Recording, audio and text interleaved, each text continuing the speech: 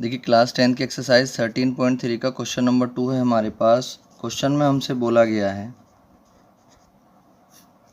Metallic spheres of radii 6 centimetre, 8 centimetre and 10 centimetre respectively are melted to form a single solid sphere, find the radius of the resulting sphere.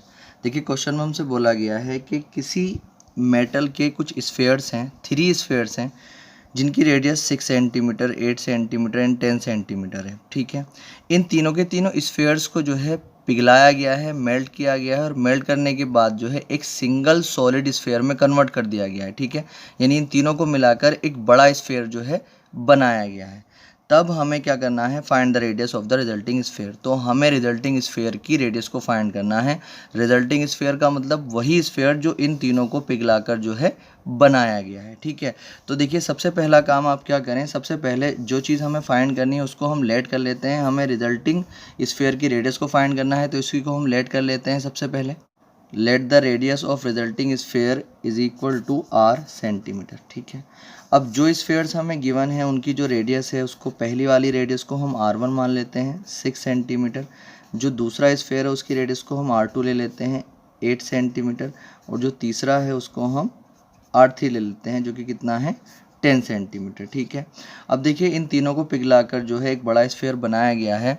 तो एक बात आप हमेशा ध्यान रखें कि अगर कभी भी किसी भी चीज़ को पिघलाकर कोई दूसरी चीज़ बनाई जा रही है, ठीक है, तो जिस चीज़ को पिघलाया गया है उसका वॉल्यूम और जो चीज़ बनाई गई है उसका वॉल्यूम इक्वल होता है। ठीक है, तो इन तीनों स्फेयर्स को पिघलाया गया है और एक बड़ा स्फेयर बनाया गया है, तो इन तीनों स्फेयर्स का वॉल्यूम इक्वल होगा उस एक बड़े स्फेयर के वॉल्यूम के। ठीक है, तो हम यहाँ पर एक लाइन लिखेंगे, 3 spheres are melted and recast into a new metallic sphere of radius R centimetre. ठीक है, यानी कि 3 स्फेयर्स को पिघलाया गया है और इन तीनों स्फेयर्स को पिघलाने के बाद एक बड़ा स्फेयर बनाया गया है जिसकी रेडियस R सेंटीमीटर। तो हम यहाँ पर लिख सकते हैं the volume of new sphere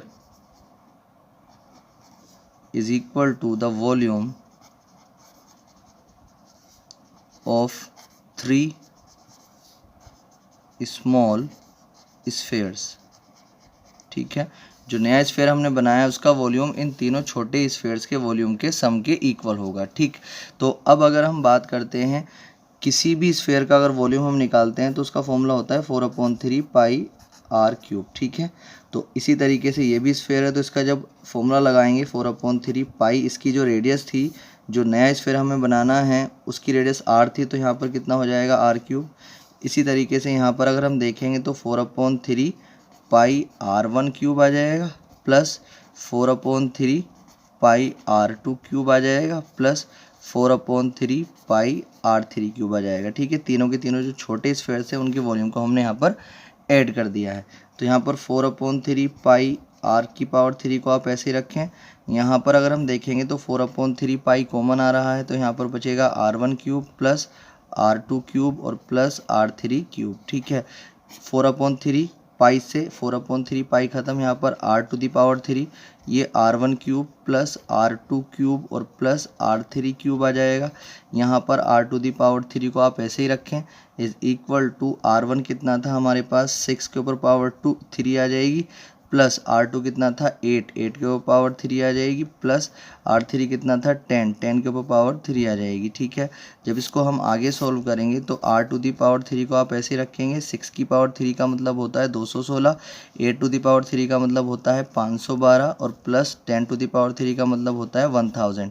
R⁻3 को आप ऐसे रखेंगे, जब इन सबको ऐड करेंगे तो हमारे पास आ जाएगा 1728। R⁻3 को आप ऐसे ही रख लें, जब इसके फैक्टर्स हम करेंगे तो 12 × 12 × 12 आ जाएंगे।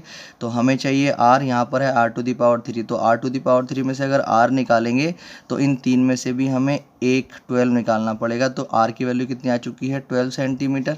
तो यहाँ पर हम लिख सकते हैं जो R थी हमारे पास वो कितनी थी, रिजल्टिंग स्फेयर की रेडियस थी, तो R is equal to 12 centimetre. ठीक है, तो जो बड़ा वाला स्फेयर है उसकी जो रेडियस हो जाएगी वो 12 सेंटीमीटर हो जाएगी, जो इन तीनों छोटे स्फेयर्स को मिलाकर बनाया गया है। ये इसका आंसर